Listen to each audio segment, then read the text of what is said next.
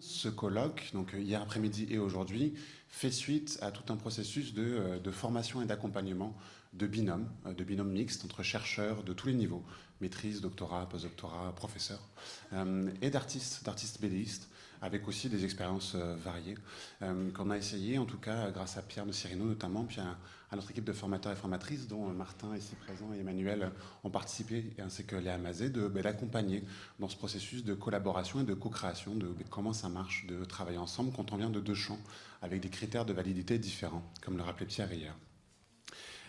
Donc justement, l'événement a commencé à proprement parler mercredi à travers une journée entière de formation et d'accompagnement à la co-création. Cette co-création, cet accompagnement s'est poursuivi hier matin et puis on a commencé à réfléchir ensemble par le colloque à proprement parler hier après-midi. Simplement rappeler très brièvement quelques-unes des grandes choses qui ont été nommées hier après-midi, notamment par Pierre, le fait que en fait, être artiste et être chercheur, voire être les deux, c'est aussi pouvoir se positionner dans deux champs artistiques, scientifiques, qui ont des normes différentes, qui ont des critères de validité différents. Et donc, trouver son style, c'est aussi essayer de gérer quels sont les critères auxquels on peut, en tant qu'individu, réellement répondre ou pas, parce qu'on ne peut pas tous forcément y répondre. Une autre chose qui a été nommée, c'est qu'on voit bien d'ici depuis une quinzaine d'années que faire de la bande dessinée et de la science sociale, ou du journalisme par exemple, devient tout à fait ordinaire, devient normal, devient valorisé. C'est aussi grâce à ça qu'on peut être là aujourd'hui, parce que les bailleurs de fonds reconnaissent que c'est important et que c'est intéressant. Mais malgré tout, et malgré le fait que ça devienne faisable et utile, on voit bien qu'il y a quand même beaucoup d'enjeux et encore de difficultés, notamment matérielles et financières, à pouvoir reconnaître tout ce travail que ça prend. Notamment ce travail qu'on pense beaucoup en binôme, que nous-mêmes nous avons construit en binôme, un artiste ou une artiste et un ou une chercheur, mais qui en fait inclut tout un ensemble d'autres personnes. Nicolas Sallet en parlait hier avec le rôle notamment de l'édition et de la scénarisation. On en parlait également avec Lisa Mandel. Il y a différentes manières d'aborder ce travail-là, de la commande pure à être ensemble sur le terrain, différents enjeux éthiques aussi et de rapport à la recherche qui apparaissent. Simplement, j'aimerais finir notamment sur un des enjeux aussi qui est apparu et qui va mettre la table, à la table ronde de ce matin, c'est de se poser la question de est-ce qu'au final adapter ou faire une BD à partir ou avec les sciences sociales, est-ce que c'est nécessairement simplifier le propos? C'est une thématique de réduction de la complexité qui est apparue fréquemment hier. Est-ce que forcément faire la BD veut dire simplifier, veut dire couper, veut dire élaguer, veut dire résumer, veut dire éventuellement vulgariser? C'est ce dont on va parler ce matin. Sur ce, je vais présenter très brièvement, enfin laisser se présenter très brièvement les personnes qui sont avec nous aujourd'hui. Premièrement, donc, Martin Patnaud-Monette, qui a été formateur et qui est formateur aussi sur ce projet. Martin, je te laisse la parole.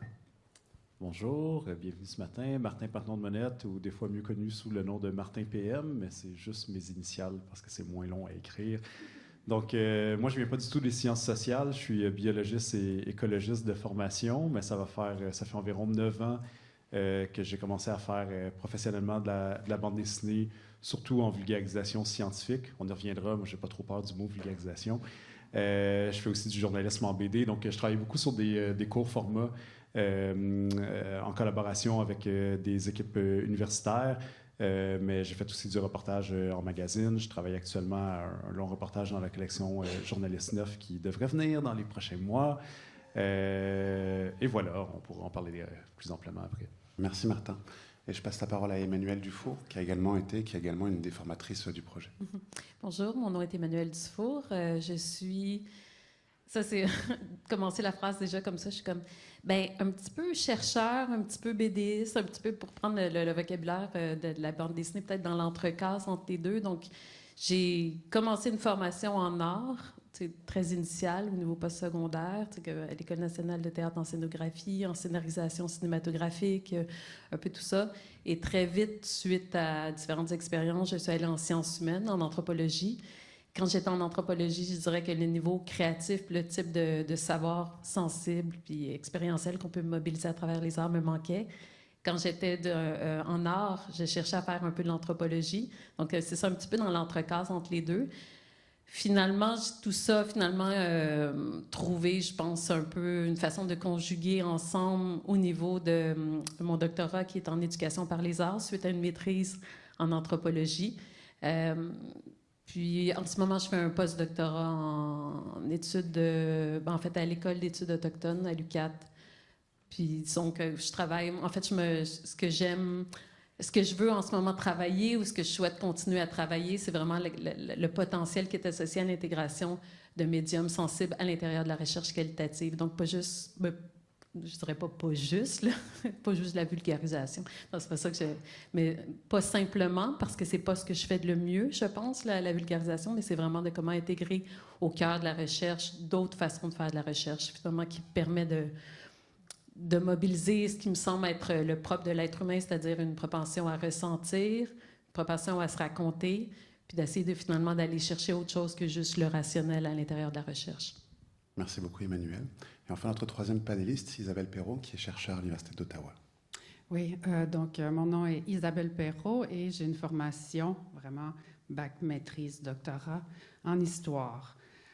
J'ai été supervisée par quelqu'un qui a fait études classiques, archéologie et histoire, et je suis ici parce que j'ai publié une BD avec Christian Quesnel.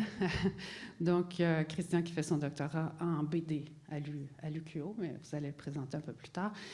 Donc, j'ai travaillé avec Christian parce que, comme historienne, je suis en archives judiciaires, et dans les archives judiciaires, il y a des preuves, il y a des objets, il y a des photos, il y a même des dessins, des croquis faits par les policiers. Et donc, l'idée vient de là, mais j'en reparlerai un petit peu plus tout à l'heure. Merci à tous les trois. Je me permets de rétro-pédaler une toute petite minute parce que j'ai fait avec la moitié de mon travail juste avant. J'aimerais remercier chaleureusement, excusez-moi, Mélanie Laroche et Virginie Montraîneau du Festival de BD de Montréal, grâce à qui nous avons pu organiser le cocktail et le moment informel d'hier soir à la Cinémathèque. Donc merci encore énormément à elles. L'instant promo également, le Festival de la BD de Montréal a lieu la semaine prochaine. Donc vous aurez le loisir, je vous invite vraiment à y aller, c'est très chouette. À rencontrer, je pense, certaines des personnes que vous rencontrez aujourd'hui là-bas, puis aller marcher sur la rue Saint-Denis ou Saint-Laurent, Saint-Denis, sur plusieurs coins de rue, avec différents stands et différentes activités autour de la bande dessinée, et notamment des enjeux qu'on aborde aujourd'hui.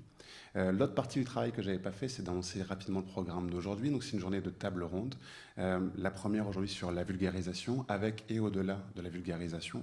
C'est à quoi nous aurons une deuxième table ronde centrée sur notamment les artistes BDistes qui font de la recherche, éventuellement sociologique ou autre, sans forcément le dire, et qui s'intitulera « Dessiner, penser et interpréter le réel. Les BDistes font de la recherche ». Et puis en après-midi, nous aurons enfin deux dernières tables rondes. Une première avec les témoignages des retours de certains des binômes que nous avons pu accompagner et former à cette co-création-là, qui nous parleront de leur expérience des derniers mois et des 2 derniers jours. Et puis enfin, pour finir, une dernière table ronde sur les enjeux liés à l'édition et à la diffusion de ces œuvres, comment est-ce qu'on peut faire financer ces œuvres-là, comment est-ce qu'on peut faire reconnaître par différentes maisons d'édition, académiques ou artistiques, des livres et des enjeux qui sont un peu hybrides. Sur ce, je passe la parole à Capucine Couster, qui est aussi une des co-organisatrices, avant de commencer proprement la table ronde. Elle va nous présenter un texte et un travail de Christian Quesnel, avec qui Isabelle a travaillé, notamment sur « Vous avez détruit la beauté du monde ». Christian Quesnel n'a pas pu être là aujourd'hui. Nous aurions été ravis éventuellement de l'accueillir, et donc nous allons vous présenter un petit peu un texte et des planches qu'il nous a envoyées. Sur ce, Capucine, je te laisse la parole. Merci Romain. Bonjour tout le monde. Donc c'est une partie qui est un petit peu différente du reste de la table ronde, mais qui va servir aussi à travers ce que je vais, à travers du texte de Christian Quesnel, servir à mettre la table pour les questions qui vont ensuite être discutées pendant le reste de la table ronde. Donc je lis comme si j'étais Christian, donc à la première personne. Ce qui m'a frappée à ma première rencontre avec Isabelle Perrault et André Sellard, 2 des 3 membres de l'équipe de l'Université d'Ottawa qui travaillaient sur le suicide, c'est un mélange de chimie entre nous, les discussions enjouées qui allaient donner le ton à tous nos échanges pour la suite et une sorte de test qu'ils m'ont fait passer en me mettant sous le nez une photographie très choquante, mais nécessaire. Cette photographie, à elle seule, faisait la démonstration de la nécessité de passer par le dessin pour faire apparaître une iconographie du suicide et mesurer du même coup ma capacité à travailler avec cette matière, car je le crois sincèrement, tout le monde ne peut pas travailler à ce genre de projet et être exposé à autant d'images violentes. Ma mission était d'assumer la portion de narration visuelle par un traitement onirique qui m'avait servi à transposer certaines émotions très fortes dans mes albums précédents. À partir de ce cahier des charges qu'André et Isabelle m'ont apporté, j'ai pu entrevoir comment j'allais aborder l'imagerie de ce projet, c'est-à-dire l'utilisation du pouvoir évocateur de l'image, des couleurs, d'un réalisme empreint de légèreté en vue de compenser la thématique abordée et ainsi faciliter la lecture. C'est ainsi que Isabelle et André m'ont préparé à faire face aux documents d'archives, particulièrement aux documents photographiques qu'Isabelle s'est mise à m'envoyer. Quelques photos qui m'apparaissaient plus soft que la première, qui était un suicide par arme à feu. Ces photos provoquaient en moi un inconfort réel. Je pense à cet homme à lunettes, debout devant la porte de sa salle de bain. Je me suis demandé pourquoi Isabelle me l'avait envoyé, puisque pour moi, il s'agit d'un homme debout. Sauf qu'en y regardant de plus près, je me suis bien rendu compte avec frisson que c'était un pendu. Et c'est à ce moment-là que toute la mécanique s'est mise en place dans ma tête pour arrimer les sciences sociales et la bande dessinée. Mon médium, la bande dessinée, rendait digestes les fruits d'une recherche qui ne l'était pas pour le lecteur ou la lectrice moyenne. Isabelle m'a envoyé par la suite un document PDF de près de 800 pages que j'ai commencé à faire défiler, y voyant des lettres manuscrites, des documents dactylographiés. Et c'est en déroulant le tout sur mon écran que les premières photos sont apparues. Elles n'étaient pas si glauques au départ, mais la première chose que j'ai remarquée, c'est la banalité des objets, des décors, facilement identifiables qui accentuent l'étrangeté de la chose. Ça m'a ramené au concept d'inquiétante étrangeté de Freud que j'avais étudié à la maîtrise, une sorte de dichotomie où un geste extraordinaire, le suicide, côtoyait des objets ordinaires. Un élément qu'on retrouve rarement au cinéma ou à la télévision où le spectacle prime. Je tenais dans ces objets banals une clé graphique pour transposer l'horreur des victimes vers ces objets, sans affaiblir le message, mais au contraire en le renforçant par l'onirisme. Ce que le texte évoquait avec dureté, il fallait le rendre avec délicatesse, et quoi de mieux qu'un plan rapproché sur un objet ou un détail d'une scène de suicide, pour rendre compte de la réalité sans en faire une monstration brutale. Parfois, pour participer à la montée dramatique du récit, il a fallu que je choisisse de montrer des suicides brutaux. Je pense ici aux 2 femmes à la scie ronde, pour parler de l'effet Werther. Face aux photographies de ces 2 femmes décédées de façon atroce, il m'a été difficile de regarder les photos d'un seul coup. Il a fallu que je mette ma main devant l'écran et mon champ de vision, décidant progressivement de dévoiler des parties de l'image jusqu'à son entièreté. L'état des 2 scènes portait un message très puissant des suicidés, et je pense que passer à côté iconographiquement de ces 2 cas aurait été une erreur qui aurait enlevé à la fois de l'intérêt au niveau documentaire et narratif. De plus, ce choix qui arrive au premier tiers du récit participe à créer une tension dans le système de pages à tourner qu'est l'album de bande dessinée. Ce système crée ce qu'on appelle le surgissement. En effet, la tension créée par ces 2 images surprend le lecteur et elle est assez forte pour que ce dernier appréhende de tourner la page du livre jusqu'à la toute fin pour retrouver de telles scènes, ce qui n'advient pas dans le reste du livre. Je parlais plutôt de mon approche onirique qui avait séduit l'équipe autour du projet sur le suicide. Cette approche m'a permis de montrer l'immontrable à plusieurs reprises dans le récit. Par exemple, la scène des suicidés du pont Jacques-Cartier, directement inspirée des jumpers du World Trade Center du 11 septembre que j'avais traité pour une exposition de peinture en 2006. Ici, puisque le discours portait sur les lieux communs de suicide, je voulais montrer des gens en chute libre, mais dans une sorte de suspension temporelle. Les multiplier en les juxtaposant permettait de faire côtoyer différentes temporalités grâce aux vêtements des jumpers qui devenaient en quelque sorte des parenthèses temporelles plantées dans le même décor. Ces corps en suspension s'apparentaient alors davantage à une sorte de ballet aérien. Un détail d'importance pour moi, j'y ai représenté discrètement le cinéaste Claude Jutras au premier plan puisqu'il s'est suicidé en sautant du pont Jacques-Cartier en 1986. C'est aussi un clin d'œil à une bande dessinée que j'ai produite il y a quelques années et qui n'a pas pu voir le jour car l'œuvre de Jutras y était centrale. Certaines scènes ont été très faciles à réaliser puisque je les ai reproduites presque telles quelles. Par exemple, l'étalement des objets par les suicidés qui participaient à leur mise en scène. Pour les noyer, j'avais amorcé le travail sur une illustration qui n'apparaît pas dans la bande dessinée finale. J'avais le même objectif que pour le ballet aérien, mais sous l'eau, mais ça n'a pas fonctionné comme je le désirais. J'ai donc finalement abandonné cette idée pour reprendre une photo du coroner presque à l'identique. Quand j'utilisais les documents du coroner, je me posais toujours les mêmes questions. Est-ce trop dur pour le lecteur, la lectrice? Est-ce trop beau? Est-ce que ça nuit à la lisibilité du récit? Pendant le processus de création, je me suis beaucoup préoccupée de cette lisibilité du récit, En choisissant certaines images plus difficiles pour la montée dramatique de la trame narrative, j'ai fait le pari que le lecteur était capable d'en prendre en notant que ce qui lui était présenté était mesuré. La bande dessinée est un ensemble d'images qui, individuellement, portent une charge iconique fragmentaire. Mais lorsqu'elles sont juxtaposées, elles deviennent solidaires entre elles et créent un sens. Une case est donc précédée d'une autre qui constitue son passé et précède elle-même une autre case à venir, créant ce mouvement de lecture qu'il y ait du texte ou non. Dans chaque case, chaque case est lue par le lecteur, la lectrice, à travers l'écho de la précédente. Le défi majeur du choix de monstration résidait dans cette partie du dispositif de la bande dessinée. Il fallait montrer l'impact provoqué par l'illustration de scènes plus difficiles, voire insoutenables, les photos du coroner, au sein de cette série d'images solidaires sans perdre le lecteur. Une image trop forte, trop gore, pouvait stopper la lecture car son écho aurait été trop puissant dans la suite des images à venir. La pensée de la lectrice serait restée sur l'image violente, même 3 pages plus loin, sans absorber le discours qui se poursuit. Le cas exemplaire de la planche des femmes à la scie ronde témoigne de cette difficulté de rendre la lecture fluide tout en se rapprochant des images du coroner. Bien sûr, il fallait déplacer le plan de vue minimalement pour éviter les détails trop difficiles qui apparaissaient sur les photos, mais je crois que cette image a laissé une empreinte, des échos, sur le reste du livre, comme expliqué précédemment. Une stratégie pour évoquer une scène et conserver un rapport avec l'image harmonieux avec la lecture a été de déplacer la caméra en quelque sorte. Il fallait, sans détourner le regard, diriger l'angle de vue à côté du plan focal pour montrer ce qui était en périphérie du corps du suicidé, qui avait été transformé par les conséquences du geste suicidaire, ce qui ne correspond pas toujours avec la volonté de mise en scène suicidaire de la personne. Par exemple, j'ai en tête des photos d'une femme qui s'est suicidée par arme à feu. Je doute qu'elle ait voulu laisser cette dernière image d'elle où son intégrité était fortement atteinte. La seule représentation possible était de reconstituer les éclaboussures de sang sur le mur et le plafond, ce que j'ai fait dans la bande dessinée. Au niveau de la chronologie, il était nécessaire d'établir dès le départ la méthodologie et donc de reprendre le cadre de nos premiers échanges.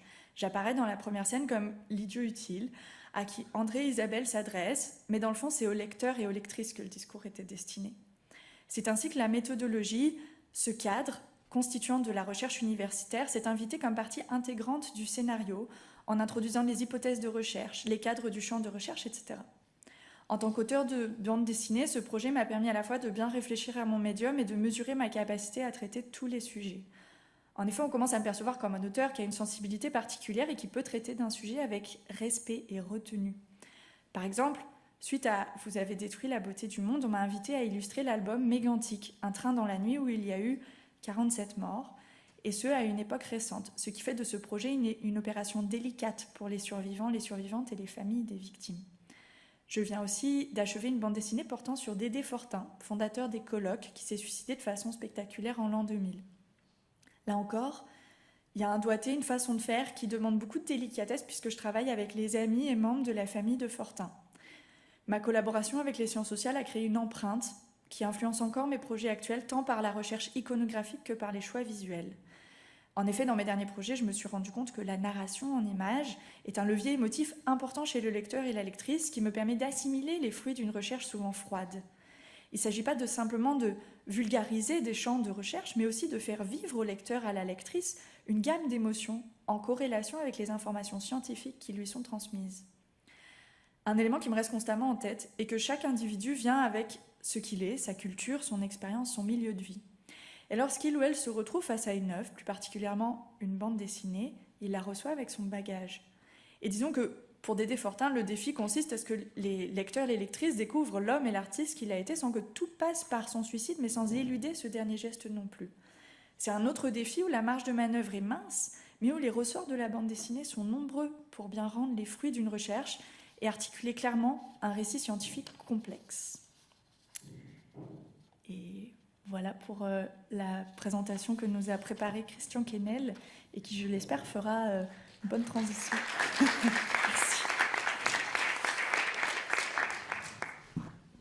Merci beaucoup Capucine et merci beaucoup à Christian Quesnel de nous avoir fait confiance pour présenter son travail aujourd'hui. Ça pose tout un tas donc d'enjeux de comment montrer les choses, comment éventuellement contrebalancer la puissance d'images d'archives, Isabelle, tu nous diras. Comment raconter, quoi garder au final, et donc aussi comment... que veut dire au final transmettre ce message et savoir quoi raconter. Sur ce, j'aurais une première question, peut-être pour Isabelle, puis je ferai le tour de table comme ça. C'est notamment votre travail que nous avons pu voir ici en images. Simplement, comment est apparu ce besoin ou cet intérêt de votre part pour cette démarche-là? Oui, c'est une excellente question parce que j'écris présentement avec un collègue, Jean-François Cauchy, un article, une sorte de post-mortem sur la BD. Et donc, je reste assez silencieuse et on interviewe Christian et André Sellard, qui est le co-auteur. Patrice Corriveau habitait au Mexique à l'époque, donc il a pris un petit peu moins part au projet. Et donc, c'est intéressant d'entendre Christian et André parler plusieurs années plus tard de cette BD-là. Et donc, on est arrivé à la conclusion que l'idée originale, en fait, vient de Isabelle McDonald, qui est dans les premières pages de la BD. Et donc, Isabelle, c'est avec elle que j'ai eu beaucoup de discussions quand j'étais en archives, puis que je voyais ses photos, ses croquis, ses objets même. Et elle a fait sa thèse de doctorat à l'Université Concordia sur les camps à Haïti. Et donc, sa thèse s'intitule « Picturing Aid in Haiti ». Et donc, elle dessinait, elle prenait des photos, mais elle dessinait aussi ce qu'elle voyait. Et donc, sa thèse est en recherche-création, donc tu la connais puisque tu es à Concordia. Et donc, c'est vraiment elle qui m'a enlignée aussi sur des lectures comme le livre de Barbie Zelizer, About to Die, où les journalistes en général, parce qu'Isabelle est journaliste freelance, les journalistes en général vont publier des photos de personnes qui sont sur le point de mourir, mais qui ne sont pas encore décédés. Et de voir la photo très crue, très froide, très immobile d'une personne décédée passe beaucoup moins bien. Et on se rappellera du petit garçon qui avait été retrouvé mort sur les rives de la Méditerranée. Et c'est donc un artiste, El Chico Triste, qui l'avait dessiné. Et ensuite, ça avait été publié dans plusieurs médias. Donc, c'est vraiment avec Isabelle que l'idée est venue. Elle a dessiné les 2 premières photos. Et elle terminait sa thèse de doctorat à ce moment-là. Donc, elle n'a pas été disponible pour la suite des choses. Mais oui, donc, cette idée de travailler à partir du visuel en archive, puis la difficulté à le faire, donc d'avoir une réflexion aussi sur une espèce d'éthique de la sensibilité, de la justesse, donc de retourner dans des lectures comme Roland Barthes, etc. Et donc, on a contacté Christian parce que... on était assez certains, en tout cas, que son dessin se prêtait bien au sujet. Et donc, c'est lors de notre première rencontre que ça a vraiment cliqué, comme elle disait, et qu'on a commencé finalement à construire ce projet-là de manière très exploratoire. Mais... Donc, ça s'est super bien passé. Je pourrais en reparler un petit peu plus tard. Merci Isabelle. Emmanuel, dans votre cas, il y a aussi tout un travail de recherche justement à la base de votre ouvrage. Je pense qu'on va afficher si vous êtes d'accord. Donc, d'ailleurs, tous les 3, je vous remercie parce que vous avez été, en fait, vous 3 réellement, parmi les auteurs et les autrices et les chercheurs et les chercheuses qui nous ont aidés, en fait, qui nous ont aidés à réfléchir à cet objet-là et à quoi faire avec cette envie que nous partagions tous les 4. Dans votre album, c'est le Québec qui est né dans mon pays. Si je me souviens bien, c'est aussi basé donc, sur une recherche. Donc, il y a aussi tout un travail à travers et par ce matériau empirique que vous avez collecté vous-même. Ben oui, c'est ça. Dans la présentation, je me rends compte que j'ai oublié de parler parce que la raison, je pense que je suis ici, comme Isabelle disait, moi, c'est probablement la publication de C'est le Québec qui est né dans mon pays, qui était en fait la version éditée par Éco-Société d'une bande dessinée qui était au cœur de mon projet doctoral. Donc, j'ai fait ma recherche-création à l'Université Concordia. Donc, il y avait une version doctorale, donc une bande dessinée et un document manuscrit qui était un petit peu, finalement, qui visait à débroussailler un peu les questions méthodologiques, théoriques, mais aussi de faire comme un nouveau cycle d'analyse à travers, finalement, la production de la BD. C'est une bande dessinée qui a été réalisée avec en co-création avec une 50aine de contributeurs autochtones et allochtones. Je m'excuse, est-ce que tu peux donc la question par rapport à ça, c'est comment... La question très générale, c'est aussi comment est apparu ce projet et comment est-ce que ce projet vous est apparu comme étant faisable, réalisable, désirable? Ben, en fait, ça faisait quand même plusieurs années que notamment à travers des séjours à l'étranger, puis tout ça, que j'explorais un peu le potentiel d'évocation ou d'enregistrement ou de confinement, d'expérience, de savoir expérientiel à travers la juxtaposition de l'écrit et du dessin. Mais c'était pas encore très clair de comment ça allait s'incarner. J'avais essayé un premier mouvement à l'Université Laval avec une scolarité en art, une maîtrise interdisciplinaire en art. J'avais fait de la scolarité. Puis là, au moment de me lancer sur un tout autre sujet, je me rendais compte qu'il me manquait un petit peu de méthodologie et d'expérience en recherche qualitative pour pouvoir, parce qu'on s'entend que l'expérience de la recherche-création ou bien la publication d'une thèse bande dessinée à l'intérieur du système qui est le nôtre, le système académique, c'est quand même assez, ça peut être assez impressionnant là, au moment de s'y lancer. Surtout que mes premières demandes ou présentations dans des départements de sciences qualitatives n'avaient pas été fructueuses, dans le sens qu'on m'acceptait, mais je pense que c'est quelque chose que j'ai raconté souvent, mais notamment à presque tous les participants de la formation, mais lorsque j'avais proposé finalement d'utiliser le médium graphique à l'intérieur des recherches, on m'avait dit oui, tu peux le faire, mais dans tes temps libres, les petits dessins, dans tes temps libres, tu sais, fais ta thèse et fais une BD à côté. Puis comme évidemment, tu sais, je suis mère de famille, je dois travailler pour payer tout ça aussi. Et puis on sait qu'une thèse en tant que telle, c'est déjà immense, là, tu sais, donc c'était voué à l'échec. Puis c'est pour ça que je suis allée en éducation par les arts. Puis là, j'ai eu la chance d'être vraiment... J'avais déjà l'idée de l'utilisation du roman graphique, mais plus dans la question de la représentation créative des résultats de recherche, ce qu'on peut appeler la vulgarisation graphique ou peu importe le terme. Là. Mais l'idée, c'était finalement de me baser sur mon expérience de rencontre avec les réalités autochtones que, pour ma part, qui avait été beaucoup facilitée par ma maîtrise en anthropologie sur la sécurisation culturelle. Donc, l'idée, c'était finalement, parce qu'évidemment, la question de sécurisation culturelle ne s'arrête pas au mur de l'institution, donc j'avais envie de finalement ouvrir. On en a parlé beaucoup hier, là, pour qui on écrit, comment on peut aller plus loin que les personnes qui travaillent sur le même sujet et qui vont trouver ta thèse, les 3 personnes, surtout quand c'est un mémoire de maîtrise, là, ou avec ceux qui vont lire les articles scientifiques. Donc, à Concordia, l'avantage, on parle avec Isabelle notamment, puis je me suis ramassée dans un bassin avec des professeurs qui avaient de l'expérience de la recherche-création, des collègues qui faisaient de la recherche-création. Pas beaucoup faisaient de la bande dessinée, en fait, mais la question de jongler avec les limitatifs du système d'éducation, le système postsecondaire, le système de la recherche, était beaucoup discuté. C'est une scolarité qu'on avait 9 séminaires avant de commencer le projet. Donc, on pouvait faire beaucoup d'essais, Mais l'idée de base, c'était vraiment de rendre accessible, finalement, avoir un aperçu, finalement, de ces voix-là qui, moi, m'avaient tellement transformée dans ma compréhension, finalement, des réalités coloniales, mais même dans mon identité, puis pouvoir ouvrir un dialogue au plus grand nombre. Puis un peu comme Christian disait, le fait que finalement la bande dessinée, c'est un art séquentiel constitué de trous, c'est comme si on peut facilement interpeller les expériences individuelles des autres lecteurs qui sont appelés à les puiser dans leur propre bagage expérientiel, donc de réfléchir. Donc, moi, c'est un peu de faire réfléchir à qu'est-ce que je connais pas, d'où me viennent mes savoirs sur ces réalités autochtones, sur les réalités autochtones, puis de pouvoir ouvrir un dialogue plus large avec le public également. Merci beaucoup, Emmanuel. C'est 2 thématiques centrales dont on va rediscuter tout à l'heure sur comment faire accepter ces travaux-là et ces démarches-là, et puis aussi qu'est-ce que ça veut dire que de vulgariser, notamment d'ouvrir un dialogue. Martin, je vous passe la parole. Vous avez également une formation de scientifique et de BDiste. Comment donc est venue cette pratique? Et donc vous êtes aussi d'ailleurs formateur à l'ACFAS dans ces enjeux-là, pour nous apprendre à comment vulgariser. Comment est arrivé dans votre pratique, comment sont arrivés ces enjeux-là au final et quelle place est-ce qu'ils occupent aujourd'hui? J'ai pas de formation de BDiste, je suis un imposteur.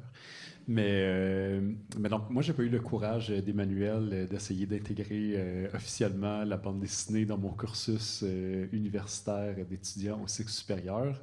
J'avais pas d'enfants à l'époque, donc j'avais beaucoup de temps libre.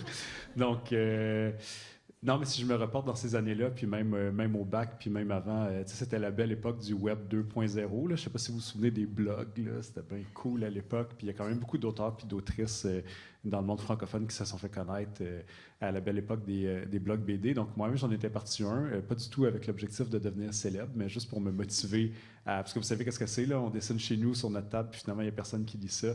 Donc juste en ayant la motivation de mettre ça en ligne, puis qu'il y a peut-être 2-3 personnes qui tombent là-dessus par hasard. Puis donc, moi, j'ai vraiment un parcours en sciences naturelles, mais j'ai eu quand même une très longue période d'implication politique et sociale. Je suis né un peu dans ces implications-là dans le temps j'étais trop jeune pour le sommet de Québec, là, pour ceux qui se souviennent du sommet des Amériques, mais j'étais là dans le mouvement contre la ZLEA, je pense qu'il n'a jamais vu le jour, là, la zone de libre-échange des Amériques. Et après, j'ai connu la grève de 2005, qu'on oublie souvent, qui était la plus grande grève étudiante jusqu'à temps qu'il y ait la grève de 2012. Mais je n'étais plus étudiant à ce moment-là. Mais bref, à travers tous ces mouvements-là, moi, j'ai toujours eu un intérêt. Donc, même si j'ai une formation en sciences naturelles, je pense que mon intérêt de base est d'utiliser la bande dessinée pour communiquer, que ce soit des savoirs ou avoir une démarche journalistique que je n'assumais pas nécessairement à l'époque. C'était vraiment d'utiliser ce médium-là qui était, je ne sais pas, en termes juste de feeling dans mon être, le médium qui me plaisait puis à travers lequel je communiquais le plus facilement. Donc, d'explorer ça pour communiquer des savoirs, des enjeux, documenter.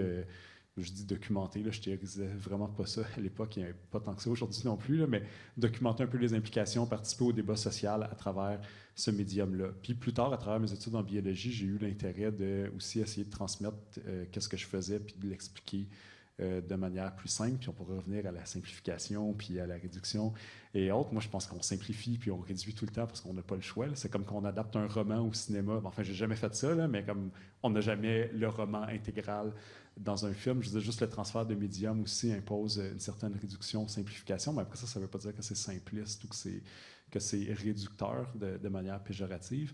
Mais donc, c'est vraiment venu à la base comme ça, puis quand j'ai décidé de me lancer professionnellement, donc d'essayer d'en vivre, c'était un peu un mix de par intérêt de faire ça, puis aussi d'un côté pragmatique de comment faire de l'argent. Dans la réalité, la manière la plus simple, parce qu'on connaît un peu le milieu de l'édition, très rapidement, je me suis dit, faire des livres, ça n'a pas l'air super payant. Je pense que je ne vais pas commencer par ça. Puis aussi, je ne me sentais pas assez solide en tant qu'artiste pour travailler sur des ouvrages là, touffus, même si, bon, au Québec, le milieu de l'auto-édition est assez fort, donc je faisais des zines. J'ai dirigé pendant 5 ans un collectif qui n'était pas du tout en vulgarisation, ça s'appelait Crémage, puis ça ne parlait pas de pâtisserie. Puis, mais donc, c'est tout ça mêlé a fait que rapidement, puis mon réseau était quand même encore universitaire, dans le milieu de l'environnement, milieu communautaire, syndical. Donc, c'est comme naturellement qui est venu. C'était quand même dans le temps de l'émergence de la revue dessinée, par exemple, en France, puis de tout ce mouvement-là de BD plus documentaire ou reportage. Donc, il a commencé à avoir tranquillement de la demande au Québec, puis j'ai mis le bras un peu dans l'engrenage, puis je me suis laissé entraîner. Mais évidemment, j'ai beaucoup de plaisir à faire ça, là, sinon, j'aurais pas poursuivi, mais donc, grosso modo, c'est un peu comme ça que ça s'est passé pour moi. Merci Martin. Je propose de rentrer dans une des thématiques centrales qu'on voulait aborder avec vous, cette question de la vulgarisation. On a vu hier que le terme vulgarisation pouvait être mal reçu, parce que justement, ça vaudrait nécessairement une simplification abusive. En tant que chercheur, je le comprends aussi parce que on est dans une période un peu de changement ou de lutte aussi pour dire en fait qui a le droit de dire le savoir et puis comment est-ce qu'on peut renverser ces choses-là. Donc est-ce que vulgariser veut simplement dire qu'on va transmettre de haut en bas des connaissances alors que justement par ailleurs on essaie de transformer ces rapports-là. À plein d'autres égards, vulgariser est un très bon terme. Et simplement avoir votre avis à tous les trois sur ces enjeux, de par vos expériences de travail, au final, est-ce que cette éventuelle tension autour du terme vulgarisation vous apparaît comme pertinente? Et de manière générale, comment vous placeriez en tout cas votre démarche?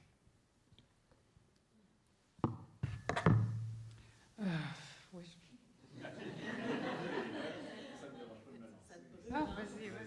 Oui, moi, ça me brûle, ça me démange. Je sais pas où la petite télécommande, là, je pourrais me servir. Là, on a un médium visuel, hein, c'est toujours le fun d'avoir du visuel. Moi, j'ai aucun problème avec le terme vulgarisation, là, même si. Moi, au départ, je me fous un peu des débats de mots et de définitions. Là, si vous aimez mieux appeler ça médiation scientifique ou traduction, je ne sais pas trop quoi. Là, mais bon, le terme que, justement, le commun des mortels comprend rapidement quand je dis c'est quoi mon travail. Moi, je dis que je suis un vulgarisateur scientifique. Mais moi, je vois vraiment pas la hiérarchie là, pour régler de mon côté cet enjeu-là.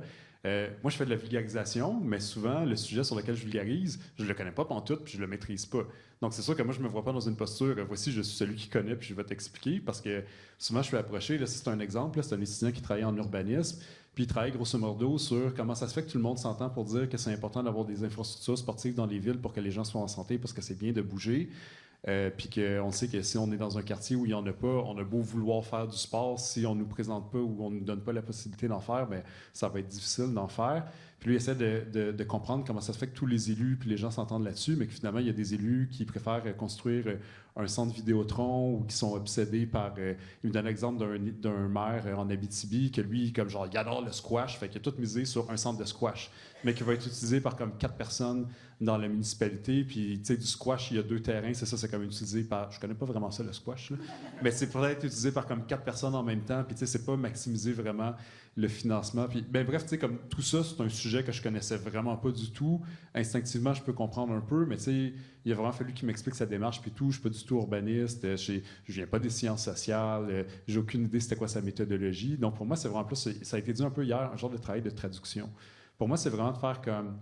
OK, qu'est-ce qui peut intéresser les gens là-dedans? Comment est-ce qu'on peut présenter ça pour que les gens vraiment, le lisent, qu'ils aient l'intérêt de le lire, puis qu'ils le comprennent, puis qu'on fasse des liens avec leur vie, leurs intérêts, leurs enjeux, tout en sachant qu'on ne sait jamais vraiment c'est quoi le public cible qui va le lire, c'est jamais très clair. Mais donc, pour moi, c'est ça, c'est pas une posture hiérarchique, c'est vraiment juste d'essayer de traduire. Puis pour moi, c'est aussi vraiment une question de je vais essayer si ça marche, ces petits pitons-là. Ça, je pourrais y revenir plus tard, mais c'est vraiment plus une question de format aussi, comme celle que j'ai présentée avant. Puis celle-là, c'est les bandes dessinées qui font 2 pages. Donc, pour moi, la contrainte, c'est plus une question de format aussi. Tu sais, dans une bande dessinée de 2 pages, j'aurais beau vous présenter toute la complexité d'un sujet. Il y a un format qui a une contrainte, puis moi, je me dis, c'est quoi le message, c'est quoi la phrase que la personne doit retenir après avoir lu la bande dessinée, puis elle va peut-être l'avoir oublié 2 semaines après. Donc, mais si je suis sur un livre de 150 pages sur le même sujet, c'est sûr que je vais avoir plus d'espace pour rentrer dans certaines nuances puis de la complexité. Puis celle-là, je vais conclure là-dessus. J'avais juste envie de le présenter parce que là, c'est pas du tout en sciences sociales. C'est une étudiante qui travaillait en Arctique sur des populations de poissons. Puis c'est juste pour montrer que, oui, les sciences sociales, c'est complexe, mais les sciences pures ou naturelles aussi, c'est complexe. C'est des communautés inuites qui ont vu une baisse drastique de leur population de poissons. Puis les biologistes se sont rendus compte que finalement, ce qu'ils pensaient tout le temps dans les écrits là, de biologistes, c'est qu'il y a juste une espèce de poisson qui est lombardique là. Puis là, finalement, ils se sont rendus compte assez rapidement que c'était... Non, il y a 2 espèces, puis celle qui a toujours été plus nombreuse, c'est celle qui pensait qu'il n'était pas là. Puis là, ils essaient de comprendre qu'est-ce qui se passe, puis ils ne comprennent pas vraiment qu'est-ce qui se passe. Puis le message de la bande dessinée, c'était plus axé sur comment est-ce que c'est les populations locales qui ont initié le projet de recherche, puis qui ont vraiment alerté les scientifiques, puis ont vraiment donné des gros inputs pour aider les biologistes à mieux comprendre la situation. Mais ça reste quelque chose qui est très complexe, qui n'est pas encore très bien compris. Donc, tu sais, même en sciences pures, il y a une complexité, des fois, qui est pas évidente, mais quand on arrive dans un format comme ça, ben, on se centre sur un message, puis on essaie de voir qu'est-ce qu'on veut communiquer, puis bref. Voilà quelques exemples. Bien, pour moi, je trouve que c'est comme un peu une sorte de, pas faux débat, mais j'ai l'impression que cette mesure quantitative de est-ce qu'on a plus d'informations dans un ou dans un autre, c'est un peu réducteur de qu'est-ce que peut apporter, je ne sais pas, la question de la vulgarisation graphique, mais l'emploi de d'autres médiums de représentation visuelle que l'écriture scripturale. Bien, il y a toutes sortes d'informations qui vont se trouver finalement. Par exemple, si on prenait l'exemple de votre bande dessinée, des planches de Christian, j'ai pas lu votre rapport par contre, mais juste on en parlait aussi hier au niveau de la représentation visuelle, au niveau des thick descriptions que Clifford Geertz, toute l'information visuelle, et la mobilisation de d'autres types d'informations d'une communication d'un être humain à un autre être humain qui est mobilisé à travers ça. Donc, je trouve que c'est comme se dire, est-ce que le dessin par rapport à la photographie, ou est-ce que, je trouve que c'est comme deux modes complémentaires, et je pense qu'ils ont leurs opportunités, leurs limitatifs, leurs défis, les deux. Mais j'ai un peu du mal aussi à voir, quand on dit on doit faire des choix, on doit réduire, puis tout ça, bien, par défaut, quand on passe du terrain à l'observation ethnographique ou sociologique, peu importe, puis on se rend à l'Arctique, ben, il y a eu un nombre de choix et de réductions absolument incroyable, même si cet input réflexif est beaucoup moins apparent. On s'entend là, qu'on a vraiment comme une petite fenêtre, une succession de choix du chercheur qui, à partir de ses propres filtres, propre analyse, va nous présenter une vision très, très, très partielle de la réalité. Donc, je pense que dans n'importe quelle codification, représentation, traitement d'un sujet, c'est toujours le cas. Donc, ce sont des choix qui sont différents, qui mobilisent, donc qui ouvrent sur des opportunités différentes, qui mobilisent d'autres types de savoirs. Mais je pense pas qu'on doit quantifier ou, et comme tu disais, là, je pense qu'il n'y a pas de hiérarchisation par rapport à ça. Puis, ouais. Oui, ben, je suis tout à fait d'accord avec les propos qui ont été tenus. Je dirais que ben, dans notre BD, il y a une mise en abîme du travail des chercheurs. Donc, il y avait déjà comme un travail méthodologique. Là, ça sert vraiment à garder le fil, en fait, entre tous les cas de figure qu'on amène. Et donc, c'est un travail scientifique. On montre que c'est un travail scientifique. Et ensuite, il y a des choix qui sont faits. Il y a 20 000 dossiers numérisés. Il y a quelques choix qui ont été faits, des choix qui étaient plus parlants selon nous. Et bien sûr, lorsqu'on a eu des retours de lecteurs, ça dépendait des publics. Donc, il y en a qui sont touchés parce qu'ils ont des membres de la famille, des amis qui se sont enlevés la vie. Donc, c'est vraiment le pouvoir là, évocateur des images qui vient les chercher, plus que le propos. Par rapport à justement l'aspect vulgarisation, je dirais que c'est plus lors de présentation dans des colloques scientifiques où j'ai eu des questions sur mon échantillonnage. Et donc, je pense qu'ils voulaient plus de notes de bas de page. Donc là, effectivement, c'est peut-être l'occasion dans des colloques scientifiques ou dans d'autres publications de pouvoir parler du fait qu'effectivement, un personnage central, une jeune femme dans la BD qui s'est enlevée la vie en 1904, c'est pas la seule avec un parcours comme ça. Il y en a plusieurs qui étaient enceintes et qui se sont enlevées la vie au début du 20e siècle. Mais on a choisi de parler d'elle. Point. Mais elle représente plein d'autres femmes. Aussi, et par ailleurs, dans des articles, juste avec des mots sur du papier, on peut effectivement élaborer un petit peu plus sur ces autres cas, où il y a quand même moins d'informations aussi que dans le sien. Donc, le sien se prêtait vraiment bien à la narration en images faite par Christian avec la cour du coroner en 1904, le magasin Scroggy sur la rue Sainte-Catherine. Donc, on peut retrouver les images sur le web de ces vieux bâtiments-là. Le seul truc, je pense, Christian, André et moi, si c'est à refaire, on ajouterait une page seulement de bibliographie à la fin. C'est tout. Pas plus de notes de bas de page ou rien, mais une page de bibliographie pour ceux qui veulent en savoir plus, en fait. Est-ce que dans le cadre de vos échanges entre scientifiques ou colloques ou tout, est-ce que des fois vous utilisez des extraits de la bande dessinée ou comment, au-delà de la bande dessinée qui vit dans le lectorat large, le public large, comment est-ce que vous vous servez de cette œuvre-là dans vos travaux de chercheurs? Dans mes travaux de chercheur, en fait, je pense vite, ça dépend. Parfois, j'ai été appelée dans des colloques pour parler de la BD.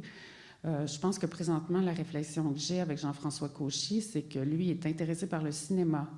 Et donc, le cinéma d'événements, donc comme des génocides, par exemple. Et donc, c'est d'essayer de penser un petit peu mieux les manières d'aborder ces sujets-là, comment les scénaristes l'ont fait, les réalisateurs, les BDistes, toujours de manière oblique, hein, avec un flou, un opaque.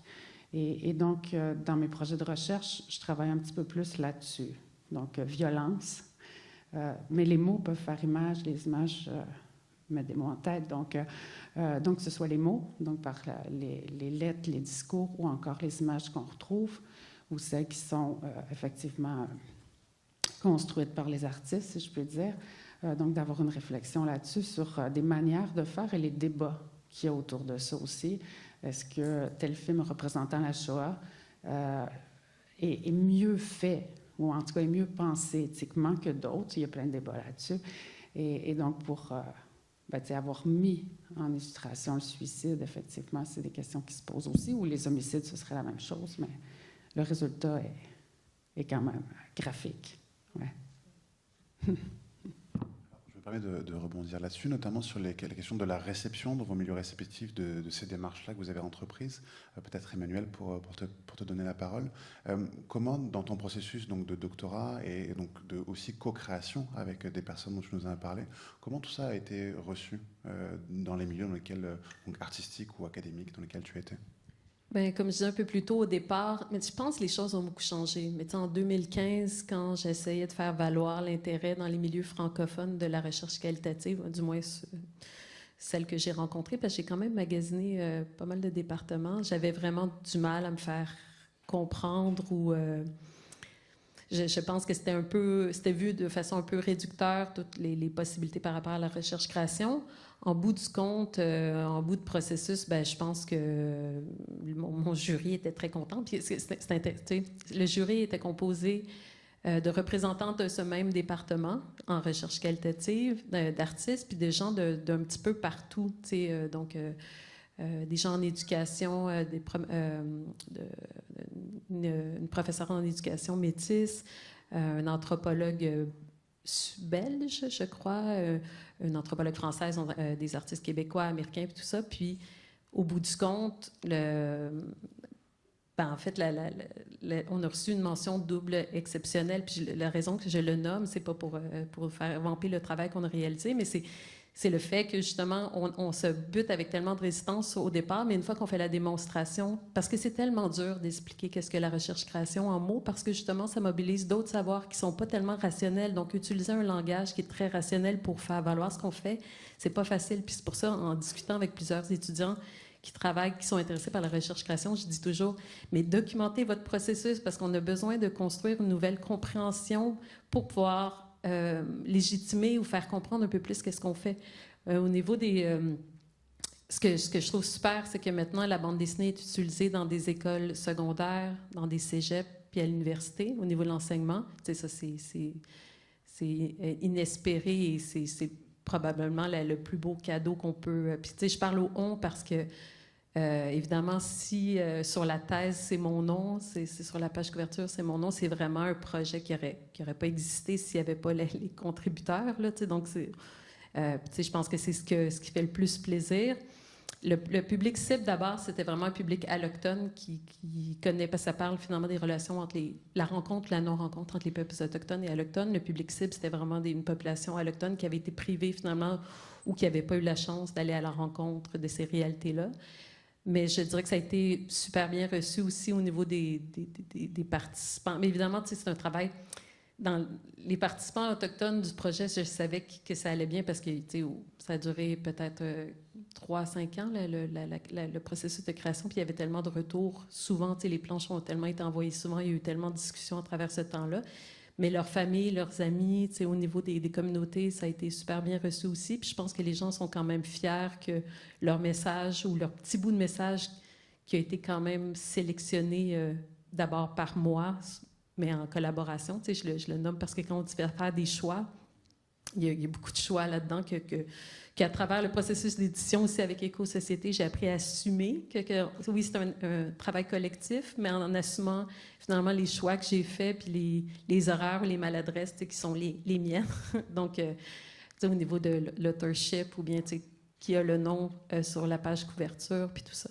Mais donc, je m'éloigne un petit peu, mais je pense qu'on a eu quand même une super bonne réception. Puis maintenant, le département dont je parlais accepte les projets de recherche-création. Je ne dis pas que c'est à cause de mon expérience. Je pense qu'il y a eu plein d'expériences, mais je pense que plus qu'on fait la démonstration, puis en BD, mais non pas seulement en BD, mais d'oser faire des expérimentations puis de faire de la recherche autrement, bien, je pense que ça va vraiment ouvrir des chemins pour d'autres également.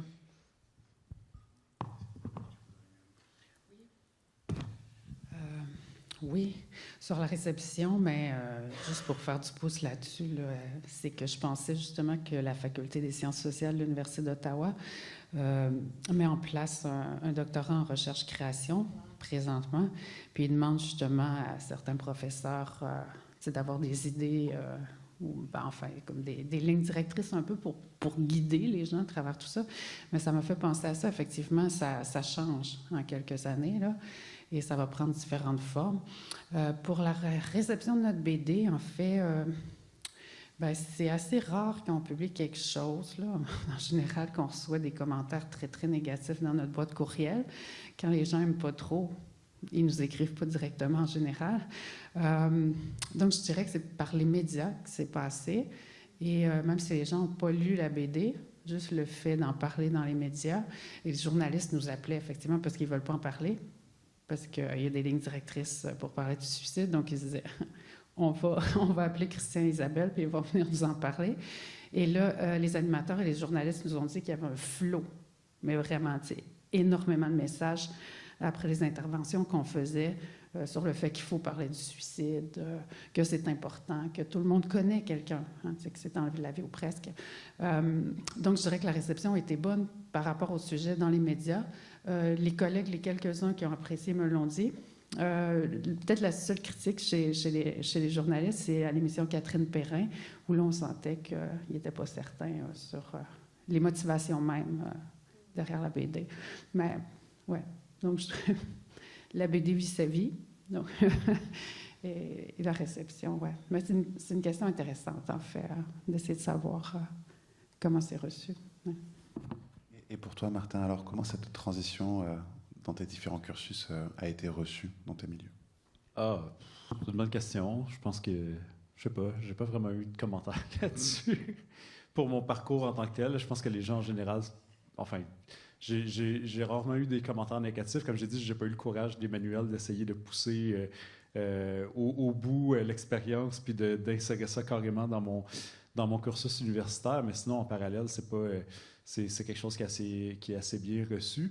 Mais ça tombe bien parce que j'ai choisi... Il faut peser très fort sur le bouton. Oui. J'ai sorti... Moi, j'aime beaucoup les exemples problématiques, justement, parce que je trouve qu'on apprend beaucoup de ça. Ça, c'est un projet un peu inusité pour faire du lien aussi avec hier, qu'est-ce qu'on disait sur comment financer ou comment faire des projets un peu autrement. C'est à la marge des sciences sociales, c'était plus dans le domaine médical, mais on touchait quand même aux sciences sociales dans ce projet-là. C'est le réseau de recherche en santé bucco-dentaire et osseuse du Québec qui a ouvert une résidence artistique il y a quelques années. Donc, on était 2 auteurs. Il y avait mon collègue Daniel A qui était là hier. On était payé 12 heures semaine à McGill pour faire de la BD pendant presque 2 ans. Donc, ça, c'est comme une manière... Enfin, c'est quand même un groupe de recherche qui a cru en la vulgarisation puis en l'art puis qui a vraiment débloqué de l'argent pour faire ce projet-là. Donc, on allait rencontrer des chercheurs. On était vraiment libre de faire, grosso modo, qu'est-ce qu'on voulait. Puis bon, pour parler plus spécifiquement de cette BD-là, c'est Christophe Bedos, qui est le directeur du réseau, mais qui est aussi chercheur en santé publique puis en dentisterie sociale, qui travaille beaucoup sur les discriminations. Puis, il y a un projet de recherche notamment sur l'accessibilité des cliniques dentaires. Donc, beaucoup sur les enjeux des gens qui ont des problèmes donc, qui sont en mobilité réduite ou des personnes âgées qui sont en perte d'autonomie, qui ont de la difficulté à avoir des services dentaires et comment les cliniques sont mieux adaptées. Puis ça, c'est une BD peut-être de 10 ou 12 pages. Puis là, la page de gauche que vous avez, ben, c'est une amorce qui est un peu caricaturale. C'est mon style, c'est mon approche. Donc, c'est juste pour frapper vraiment l'imaginaire de dire, c'est comme, qui aime ça ici dans la salle, aller chez le dentiste? Bon, personne. Donc, en général, il n'y a pas grand monde qui répond qui aime ça aller chez le dentiste. Donc, imaginez si vous étiez, je ne sais pas, en chaise roulante, en béquille, vous êtes une personne âgée qui a des difficultés à se déplacer, probablement que l'expérience est encore pire. Puis là, je l'ai exagéré, mais c'est pour montrer un peu en hyperbole ce qu'il en est. Puis à la page de droite, c'est un peu plus comme le cadre théorique ou les grands enjeux qui ont été identifiés par l'équipe de recherche. Puis ensuite, on rentre plus dans le vif du sujet. Je suis allé sur le terrain aussi accompagner un des rares dentistes mobiles au Québec. Donc, il y a vraiment qui se déplace avec son petit chariot, même son appareil à rayon X, qui va dans les CHSLD ou qui va à domicile. Et tout ça pour dire que il y a une partie de la profession, je ne peux pas rentrer trop dans les détails, mais il y a une partie de la profession qui a très mal accueilli cette bande dessinée-là, alors que sur peut-être la vingtaine de bandes dessinées du projet, c'est la bande dessinée qui a le plus circulé et qui a le plus marché.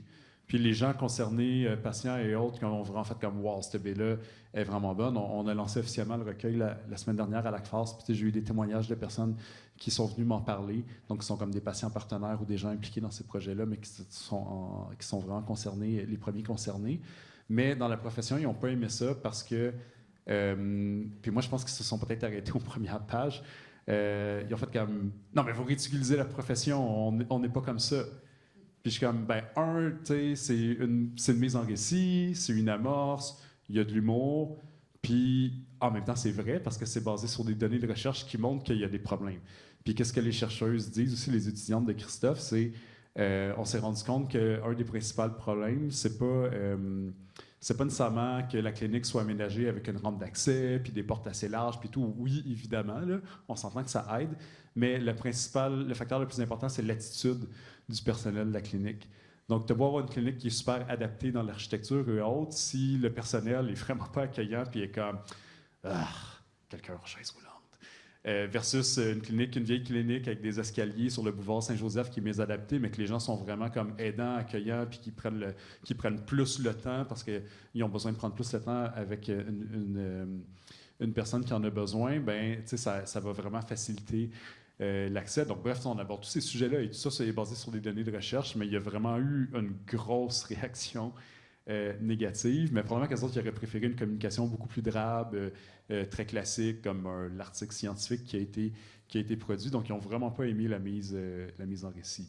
Mais moi, je m'en fiche un peu. Là. Je pense que c'est ça qu'il fallait faire. Puis je pense que c'est efficace. Puis la preuve, c'est que ça a été, d'un autre côté, très bien accueilli. Mais tu sais, c'est des enjeux qui existent dès qu'on va dans la mise en récit. Puis peut-être que l'humour, on en a parlé encore hier, ça peut être aussi, ça peut rajouter une couche, là. Il y a des personnes qui n'aiment pas ça parce qu'ils ont l'impression que ça réduit probablement trop la complexité du sujet. Merci à tous les trois. Je vais faire une dernière ronde de questions, après quoi on ouvrira la discussion à la salle. Et en même temps, ça me permet de faire une petite amorce pour la table ronde suivante sur penser, dessiner, interpréter le réel quand les BDistes font de la recherche. Une chose qui m'a marqué dans ce que tu viens de dire, Martin, mais que j'ai aussi vu dans les précédents témoignages et dans vos œuvres, c'est tout le travail qu'il y a de la bonne distance ou de la bonne manière de montrer ce que l'on sait, ce que l'on a vu, les personnes à qui on a parlé. Par exemple, Christian, par la voix de Capucine tout à l'heure, nous disait c'est concrètement du matériau brut que je dois montrer dans la bande dessinée, c'est concrètement la photo d'archives qu'Isabelle m'a donnée, mais je vais la représenter comme ça, telle qu'elle. Et donc c'est vraiment littéralement l'archive que l'on voit telle qu'elle.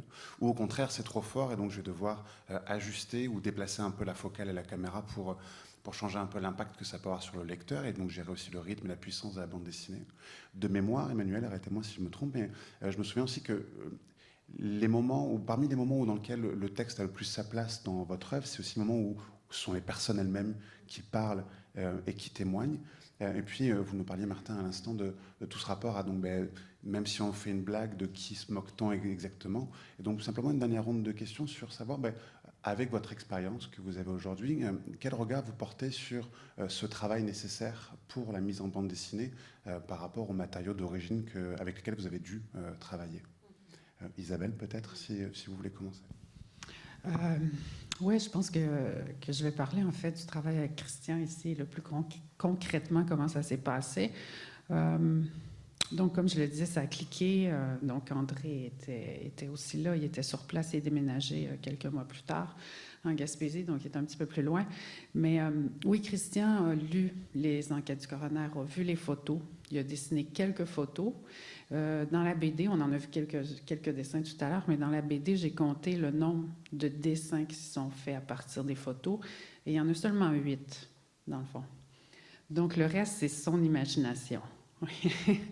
Donc, le cas de Marie Lalonde, donc cette jeune femme enceinte, il n'y avait pas de photos dans son dossier, mais la manière de fonctionner, en fait, c'est que lors de ce premier contact avec Christian, André et moi, c'est vraiment la réalité. À partir du moment où on a compris, en rigolant, parce que quand on travaille sur des sujets-là, il faut rigoler un peu, avec du vin, qu'on allait vraiment faire ce projet-là ensemble, Christian a tout de suite sorti son appareil photo. Il a pris des photos du chien, qui existe, Bacchus. Il a pris des photos de la table, de la maison. C'est sa voiture, en fait, dans la BD. Et il a commencé à documenter ce qu'il allait produire, ou en tout cas, d'avoir au moins un bassin d'informations ou récupérer finalement quelques idées dans la mise en narration, en image. Et donc, ça s'est produit comme ça tout au long, d'aller tous ensemble à l'Université d'Ottawa, d'aller aux Archives nationales ici sur la rue Vigée prendre des photos aussi. Il est même allé jusqu'à aller photographier l'immeuble, parce qu'on a les adresses dans les enquêtes du coroner, l'immeuble à Québec où le couple s'est enlevé la vie pour avoir une idée plus juste. Et donc, tout ça, bon, en fin de compte, c'est pour un peu répondre à ta question, c'est que pour moi, ça a été une superbe collaboration parce qu'on s'est laissé entière liberté, autant en recherche. Donc, il nous faisait confiance sur notre lecture du sujet, de l'histoire du suicide, Et nous, on lui faisait totalement confiance aussi par rapport à son médium, donc le fait qu'il est chercheur en bande dessinée, mais qui vit aussi de la BD depuis 25 ans. Donc, ça a été réellement une collaboration. Et, pardon. Et donc, on s'entend encore très bien, même si on est très différents, et on pense éventuellement collaborer de nouveau. Mais là, je le sais qu'il travaille sur Dédé Fortin. On s'est appelé plusieurs fois à ce propos, bien sûr. Mais voilà, ça répond un peu à ta question, oui? Absolument. Oui, OK. Merci beaucoup. Oui. Je passerai la parole à Emmanuel. Donc, justement, ce qu'on disait, c'est dans ce rapport aux matériaux d'origine, aux témoignages, aux archives, etc. Dans votre œuvre, justement, votre texte, le texte et la parole a aussi sa place. On en parlait beaucoup hier. Des fois, il faut réduire les témoignages, la citation est trop longue. Et pourtant, il y a des manières de l'utiliser et d'y rendre hommage, peut-être. Oui, en fait, je pense aussi que ça dépend tout le temps c'est quoi l'objectif du projet. C'est comme moi, comme un des objectifs importants, finalement, dans ce processus de favoriser la rencontre ou de faire un document de préparation à la rencontre, parce que c'est pas une BD qui raconte l'histoire autochtone, c'est vraiment... Donc, évidemment, il fallait que les voix autochtones aient leur place, pas seulement dans un phylactère résumé par moi, parce que c'était pas du tout l'objectif. Donc, c'est pour ça que j'ai utilisé, pour ce type de matériaux qui étaient issus de discussions, de citations ou de travail de discussion formelle ou informelle, des fois avec au niveau des entrevues, parfois on utilisait les planches, d'autres fois pas, peu importe. Je trouvais que le verbatim, le format verbatim, qui rappelait aussi que ça vient d'une recherche à forte propension anthropologique, parce que je me considère quand même plus comme une chercheure en anthropologie à la base. Donc, même au niveau des caractères employés, la police un peu dactylographiée, mais d'avoir vraiment les mots qu'ils ont choisis eux-mêmes pour se raconter, ça permettait une souveraineté narrative qui me semblait vraiment importante. Et je vous dirais que différents matériaux utilisés, pour moi, nécessitaient différents traitements graphiques. Par exemple, quand c'était les portraits des contributeurs, qui pour moi est important pour incarner finalement les réalités dont on a parlé, parce que souvent c'est le problème dans le système d'éducation, c'est que, si vous vous rappelez finalement ce que vous avez appris sur les réalités autochtones, souvent c'était très désincarné, là, avec le fameux tableau, il n'y avait pas d'être humain, il n'y avait pas de variable de diversité, il n'y avait pas...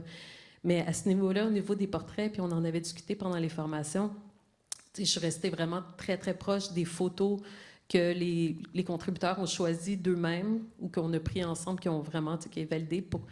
Je me permettais pas une liberté créative dans la représentation. J'essayais, évidemment, c'est mon trait, c'est mon input, il y a de la réflexivité là-dedans, puis c'était souvent maladroit, mais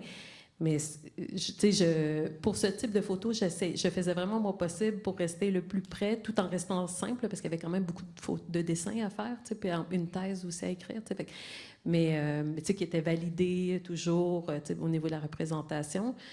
Mais quand, par exemple, j'utilisais des archives ou des archives publiques, je me permettais quand même, par exemple, des collages, des montages. Il y a différents styles de la bande dessinée parce que ça se veut un carnet, ça s'appelle un carnet de rencontres. Donc, ça se voulait un petit peu comme... il y a ces sections-là où les contributeurs parlent qui sont un peu plus formelles ou qui sont un peu plus... mais quand, par exemple, j'allais puiser dans mes savoirs expérientiels à moi, dans les postures réflexives, là, je me permettais une représentation qui était un petit peu plus dans l'autodérision, parce que c'était mon... On se disait, des fois, il faut ventiler un petit peu par... puis aussi de dédramatiser, parce que des sujets quand même comme les relations autochtones et allochtones, ou la honte coloniale ou la culpabilité coloniale, et de l'autre côté de ce versant-là, le racisme systémique, ce sont aussi des sujets super délicats. Puis, je travaille, au moment de commencer la bande dessinée, ça faisait quand même presque 10 ans que je travaillais avec les Premières Nations sur des questions d'éducation et de relations. Donc, je savais, comme j'étais quand même bien... je partais pas de rien. Puis, je savais aussi que j'avais la confiance de ces gens-là, parce que presque tous les contributeurs, c'est des gens avec qui j'avais déjà travaillé, des amis, des collègues ou peu importe. Donc, c'est ça. J'essaie d'adapter le traitement graphique en fonction de l'objectif de l'insertion de toutes les pièces de ce collage-là, parce que c'est un petit peu comme ça. Il n'y a jamais eu de scénario décrit de cette bande dessinée-là. Il n'y a jamais eu de... Il y a eu le découpage de certaines sections parce que la dernière section est plus dans justement la représentation créative des résultats de recherche ou la vulgarisation graphique sur la sécurisation culturelle, mais le reste, c'était vraiment comme une boule qu'on poussait sur la neige puis qui grossissait au fil des conversations, au fil des conversations, des demandes, des échanges avec les contributeurs. Fait que Mais c'est ça. Mais pour moi, il y avait certains trucs qui étaient très, très délicats, d'autres que je pouvais me laisser un peu plus de marge de manœuvre, là, justement. Et je souhaitais dédramatiser certains aspects, comme par exemple la question de la grand-mère autochtone dans toutes les familles québécoises, que je me sers de mon exemple. Ben là, je voulais le montrer que, ben oui, c'est un petit peu ridicule, c'est pas grave, on peut aller, il faut aller se renseigner sur ces mythes familiaux-là. Puis si vous en avez, dans votre famille, il faut pas, donc pour pas non plus, parce que le but c'est pas d'encourager le but de la BD, c'est pas d'encourager la culpabilité, au contraire, là, c'est de prendre acte qu'elle existe, puis de faire quelque chose avec ça, d'ouvrir un espace sécuritaire pour en parler. Fait que finalement, bref, ça dépend des éléments qu'on trouve dans la bande dessinée. Merci beaucoup, Emmanuel. Et Martin aussi, pour finir notre discussion avant d'ouvrir à la salle. Donc, avec toute ton expérience donc, de formation, d'aide et de travail avec des collectifs de recherche, quel regard tu portes aujourd'hui sur ce travail nécessaire du matériau d'origine? Oui, c'est une bonne question. Je pense que ça dépend des approches. Par rapport au texte, quand on travaille avec évidemment avec des humains, c'est pas la même chose que quand on travaille avec des oiseaux, des poissons. Mais, par exemple, ce travail-là, évidemment, il y a des entrevues aussi présentées avec les chercheurs, avec des dentistes, puis tout. Puis, moi, j'ai peut-être été, étant pas un travail de recherche-création très encadré, j'ai peut-être pris plus de liberté, par exemple, que toi dans les citations, où je me laisse plus de marge de manœuvre par rapport à la paraphrase. Même chose dans un travail, dans mon travail journalistique. Même si, évidemment, plus je suis sur des propos litigieux, plus j'essaie de rester collé au texte d'origine. Mais après, tu élargis un peu ta question aussi comme à la mise en scène, à l'humour, etc.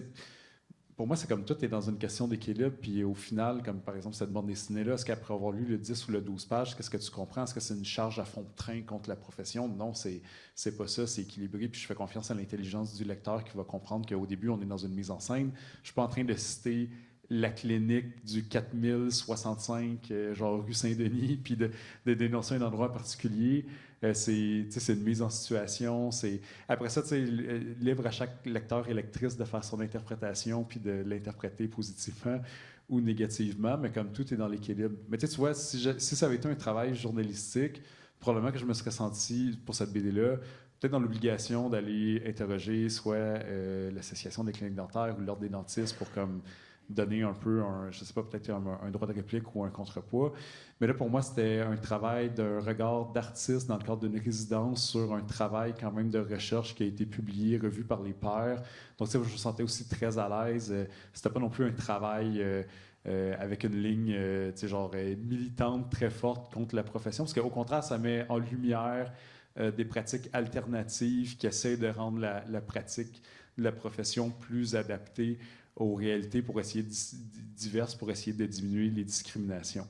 Mais je suis conscient que c'est ça, dans des choix de mise en scène, de mise en récit, oui, effectivement, mais je pense qu'il ne faut pas trop avoir peur de ça comme artiste. À un moment donné, on a notre style, on a notre vision éditoriale, puis il faut être conscient de ces enjeux-là, il faut être conscient des billets, il faut être conscient de tout ça, mais il ne faut pas non plus que ça bloque la création, puis il ne faut pas se restreindre. Puis, je raconte souvent l'anecdote il y a beaucoup de gens dans le monde francophone qui adorent le travail de Marion Montaigne, qui travaille peut-être un peu plus en sciences pures et naturelles.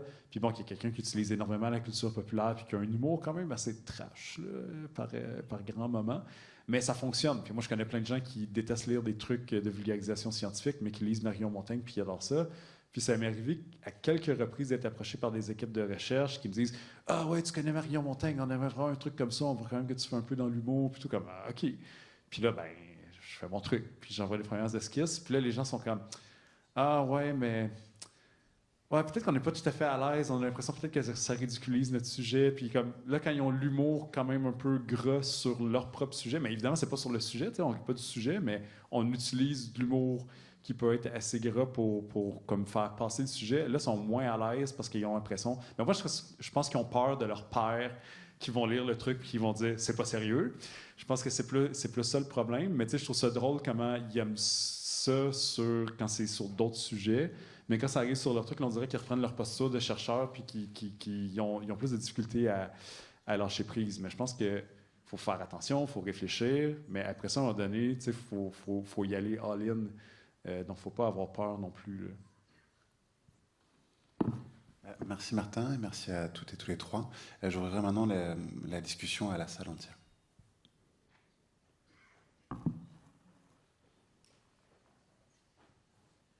Bonjour, mon nom est... je ne sais pas, on m'entend bien parce que je ne m'entends pas, mais bon.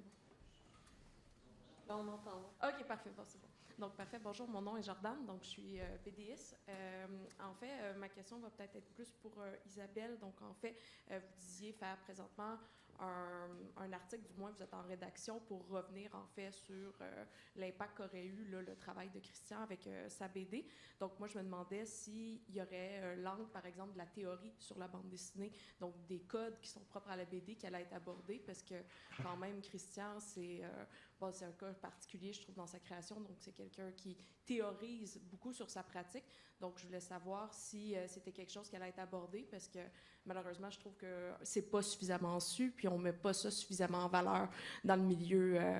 Même c'est ça, dans le milieu de la BD, je trouve que on n'en parle pas suffisamment, ou même dans la pratique, je le vois pas de manière répandue, que ce soit dans la BD documentaire ou dans la BD de fiction, là, tout simplement. Oui, merci pour la question. Christian aimerait être ici pour y répondre parce que je l'entends toujours critiquer le fait qu'il n'y a pas assez de personnes qui théorisent la BD. Il n'y a pas assez d'articles sur la BD. Donc, il fait sa thèse de doctorat sur la BD. Il travaille beaucoup sur l'anacolute graphique, notamment. Et donc, j'en ai entendu parler beaucoup. On est toujours en contact. Et donc, oui, on va aborder cette question-là, mais pas de fond. Et donc, j'aimerais bien qu'ils trouvent le temps, parce qu'il y a trop de projets, il est trop occupé, qu'ils prennent vraiment le temps de s'asseoir et d'écrire des articles scientifiques. Mais j'en profite quand même pour faire une petite plug, parce qu'Emmanuel a préparé un projet que je co-dirige avec ma collègue Daliane Amian. C'est un collectif, là. Il y a autant des sociologues, des historiens, des BDistes, des photographes. Donc, c'est un collectif, disons, études visuelles en sciences sociales. Là. Le titre n'est pas encore sexy. Là. Il faut trouver quelque chose de plus précis. Mais on a interviewé Christian, et donc il y a une transcription. Et il parle effectivement de ça. Il fait une critique de la situation actuelle. Donc, ce serait éventuellement à lire quand ça sortira, là.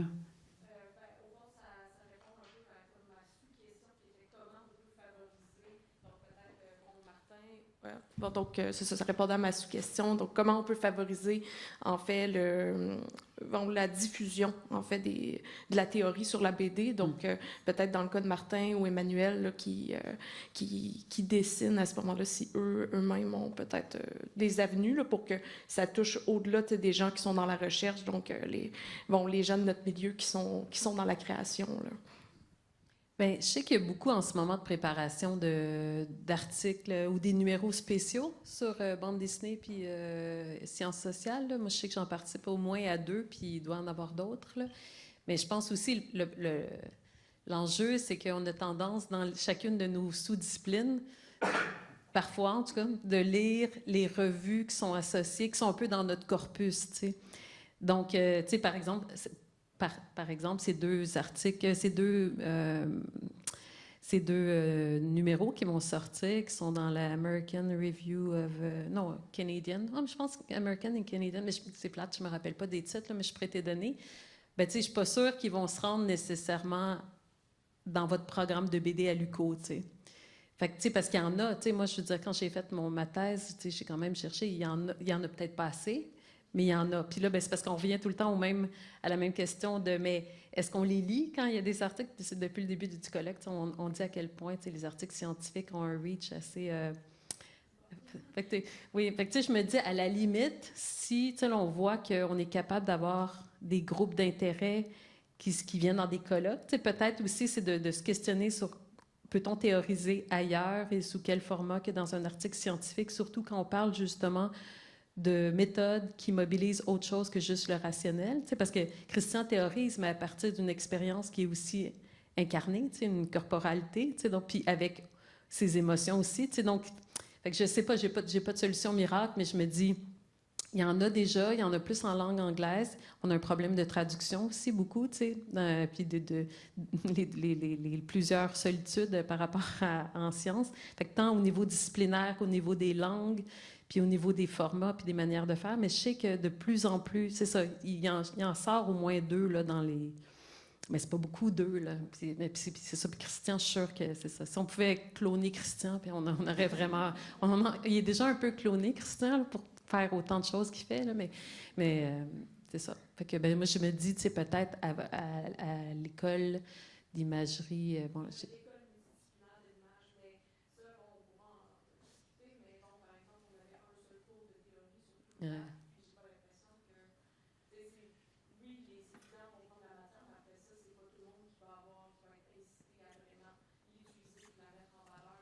oui, mais tu sais, c'est...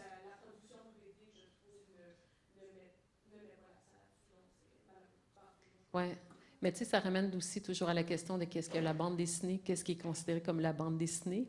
Moi, je trouve que c'est une question qui est vraiment, tu sais, au cours du colloque, on voit qu'on n'a pas tous la même opinion par rapport à ça. Là, tu sais, moi, je pense que j'ai une vision peut-être beaucoup plus large de qu'est-ce que peut être une bande dessinée, tu sais.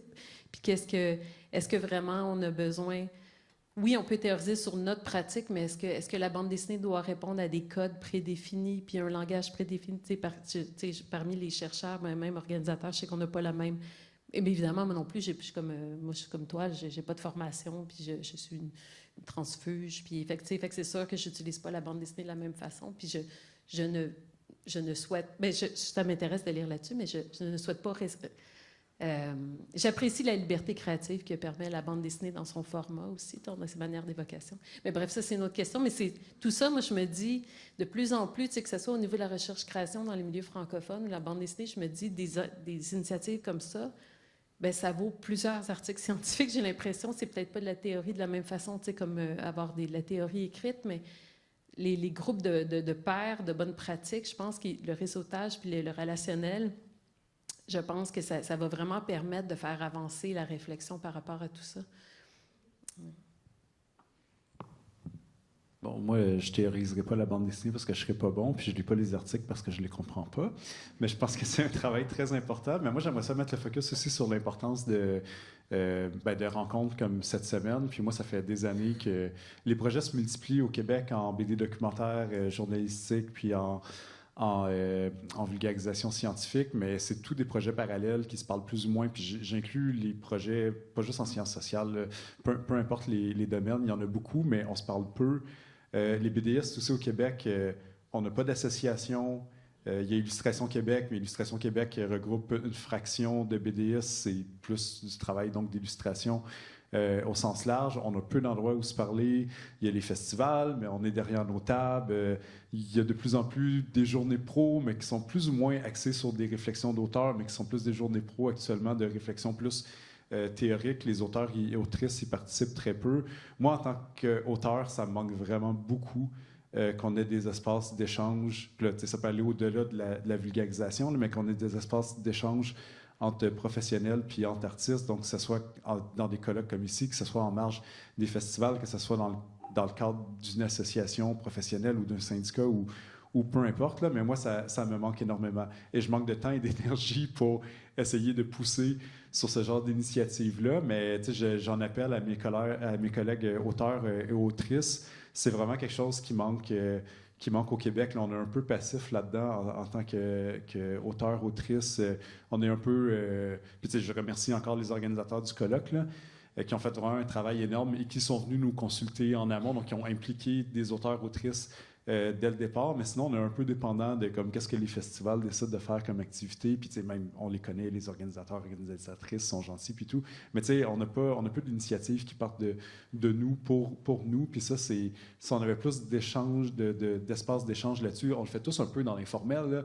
On se connaît beaucoup, on a un petit milieu, c'est assez convivial, mais on va prendre une bière à 2-3, on rêve avec Chloé de faire quelque chose qu'on ne fait jamais parce qu'on n'a pas le temps depuis 10 ans. Mais je pense qu'il faut qu'on multiplie les occasions de rencontres de toutes sortes. C'est bon? Fabrice Fernandez, je suis sociologue. Vous avez parlé d'illustration, de vulgarisation. Isabelle, tu parlais du pouvoir évocateur des images. Et ça m'a fait penser à cette thèse de Nick Souzanis, le déploiement, peut-être que vous connaissez. Et j'avais envie de vous interroger sur cette question de la pensée visuelle. C'est-à-dire que, est-ce qu'à un moment donné, pour le dire très simplement, est-ce que les images vont plus loin que le texte scientifique? Est-ce que vous avez eu l'impression que les images qui étaient produites allaient au-delà de ce que vous disiez en tant que scientifique ou ce que vous pouviez dire dans le texte? Voilà. C'est une question très générale que je vous pose à tous les trois. Ben, moi, en fait, c'est vrai, j'en ai pas parlé, mais une flattening, Nick Souzanis a vraiment beaucoup influencé ma réflexion. Parce que, à la différence, ben, d'ailleurs, on parlait de théorie de BD. Nick Souzanis, en fait, c'est une thèse BD publiée à l'Université Columbia pour l'obtention de la thèse doctorale en éducation, qui a été publiée par le Harvard University Press. Puis la théorisation, l'argumentaire théorique est dans la bande dessinée. C'est comme ça, c'est vraiment un choix qui est différent de ce que moi j'ai fait pour plein de... Puis le format. Donc, c'est finalement le lire au niveau des potentiels. D'abord, l'exercice qu'il a réussi à faire de crédibilité, puis de légitimer finalement ce genre de démarche-là. Je pense que c'est vraiment un acteur super important. Après ça, au niveau de toute la réflexion, c'est vraiment quelque chose d'important. Ce que je voulais dire, c'est que moi, ça m'a inspiré, mais pas de la manière à faire la même chose. Là, c'est vraiment très différent. Mais oui, là, pour répondre à votre question, certainement, et je pense que c'est un peu pour ça qu'on utilise la bande dessinée et non juste un texte. Comme dit Nick Souzanis, ou comme il l'a démontré dans sa thèse, la juxtaposition des images et de l'écrit, c'est pas simplement une addition, c'est une multiplication. Puis lui, il parle de la création d'une nouvelle courbe épistémologique. Moi, dans mes travaux, je parle d'une nouvelle courbe relationnelle parce qu'à travers le travail de l'image, pour moi, ça a vraiment permis la production de toutes sortes d'autres savoirs qui n'étaient pas du tout à travers le texte. Moi, mon texte est venu beaucoup plus tard. Mais oui, certainement. Puis je pense qu'il y a vraiment beaucoup à aller voir à travers, puis à comprendre ça, que c'est pas juste Puis c'est pas juste la question mettons, en film ou en BD, on répète pas l'image et l'écrit, pas juste ça, mais vraiment le fait, justement, qu'on amène les questions, parce que souvent, on pose plus de questions que de réponses, un peu comme Suzaniste à travers la recherche-création, mais qu'on amène la réflexion ou la mobilisation, finalement, de notre réception, de notre compréhension, puis à un autre niveau, tu sais. Puis je pense que, en tout cas, je dirais que pour moi, le plus gros leg de Nick Souzanis, c'est ça. Mais c'est tellement difficile à faire comprendre. C'est comme souvent, quand j'évoque ces travaux dans des conférences, les gens me disent, oui, mais quel autre type de savoir? Puis là, on dit, bien, savoir sensible et relationnel. Puis là, oui, mais c'est comme expliquer, puis c'est, comme je disais un peu plus tôt, c'est tellement difficile à expliquer parce que, tu sais, c'est vraiment à travers la mise en pratique, puis le ressenti qu'on peut avoir une petite idée de qu'est-ce que c'est, mais Nick Souzanis le fait très bien, puis d'ailleurs, c'est traduit en français aussi, le déploiement. Fait que merci d'évoquer Nick Souzanis. Isabelle, peut-être? Quelques mots là-dessus. C'est une question à 1 000 $, bien sûr. Vraiment. Il y a beaucoup d'auteurs qui ont écrit là-dessus, qui ont pensé à l'image, au visuel. Mais je dirais que, assez bêtement, dans un article scientifique, en tout cas, c'est clair que je ne décrirais pas ce qu'on peut voir quand on lit la bande dessinée. Là, je ne prendrais pas la peine de mettre en mots ce que je vois de la même manière. Donc, il y a un apport clair là. Et j'irais peut-être moins du côté de l'intention des auteurs que peut-être du regardeur ou de la regardeuse aussi. Et là, j'attends que le livre sorte au Québec parce que Dan Kaminsky vient tout juste de sortir un livre sur le regardeur et comment justement arrêter d'aller du côté de l'intention de l'auteur ou de l'autrice pour s'intéresser un petit peu plus à la théorie de l'autre côté, de celui qui reçoit l'image. Donc, je vais dire ça pour l'instant. Merci beaucoup, Martin. Peut-être pour terminer la table ronde. Oui, rapidement. Moi, je répondrai très brièvement oui, mais un peu, je pense, comme disait Lisa hier, moi, je ne me considère pas trop comme illustrateur. J'ai de la difficulté à faire des illustrations genre éditoriales qu'on appelle ici, là, ou des illustrations qui se tiennent en soi pour accompagner un texte. Moi, je fais vraiment de la bande dessinée parce que c'est narratif, puis j'aime raconter des histoires. Donc, moi, au-delà de l'image, je trouve que c'est plus la mise en récit qui nous amène ailleurs. Un autre exemple, dans le même projet, j'ai interviewé une anthropologue. Il y a une anthropologue médicale dans le réseau de recherche. Je ne savais même pas que ça existait. Je trouvais ça super intéressant. Puis au début, je suis allé l'interviewer pour un article en particulier. Bref, elle a travaillé dans une communauté algonquine, puis je trouvais ça super intéressant. Puis finalement, elle me parlait toujours de l'histoire du sucre, puis comment, comme le sucre, on est beaucoup dans le curatif, dans le domaine médical, mais comme, bon, on le sait, là, le sucre, c'est pas bon pour les dents, mais quand même, elle me ramenait toujours à ça, puis elle me ramenait à l'histoire du sucre, puis elle m'en parlait, puis je me suis mis à lire là-dessus, puis comment, par exemple, pourquoi est-ce qu'on boit du jus d'orange au déjeuner? Puis vous vous rappellerez peut-être là, du scandale que le pharmacien avait fait, à tout le monde en parle en disant que boire un verre de jus d'orange, c'est comme boire un verre de coke, ce qui est vrai factuellement en termes de sucre, puis d'impact du sucre. Puis donc, pourquoi est-ce qu'on boit autant de jus d'orange au déjeuner? Ben, ça vient du surplus de culture d'orange aux États-Unis au début du 20e siècle. Puis ils se sont rendus compte qu'après avoir mangé une ou deux oranges, ben, t'es tanné, puis t'as pas envie d'en manger une troisième. Mais quand tu fais un verre de jus d'orange, ça te prend peut-être 5 ou 6 oranges. Fait que là, comme tu as pu tripler la consommation d'oranges, fait que, bref, il y a vraiment un truc financier puis marketing là-dedans. Bref, ça m'a vraiment amené à faire un récit beaucoup plus là-dessus que son sujet très précis de recherche en anthropologie médicale. Là, évidemment, j'en parle puis j'explique un peu c'est quoi une anthropologue médicale puis son champ large d'études, mais ça occupe peut-être une demi-page sur 10 ou 12. Puis finalement, c'est beaucoup plus une mise en récit sur l'histoire du sucre puis l'impact, puis pourquoi on en est là, puis comment c'est difficile de travailler là-dessus, puis sur la prévention, puis sur l'alimentation, etc., plutôt que juste sur comment améliorer les techniques en dentisterie pour traiter les caries ou d'autres problèmes. Donc, pour moi aussi, c'est simplement d'avoir un regard extérieur artistique sur des travaux de recherche qui amènent la recherche ailleurs ou la communication ailleurs. Puis c'est probablement ça avait été plus dans le cadre d'un travail de commande ou elle qui m'avait approché pour une communication très précise. Probablement que je serais resté beaucoup plus collé à ces travaux, mais dans le cadre d'une résidence artistique parce que j'avais vraiment une grande liberté, ben ça a amené ça ailleurs. Donc, je pense que ça va au-delà de la simple utilisation du visuel. Merci à tous les trois. On va s'arrêter là pour la table ronde.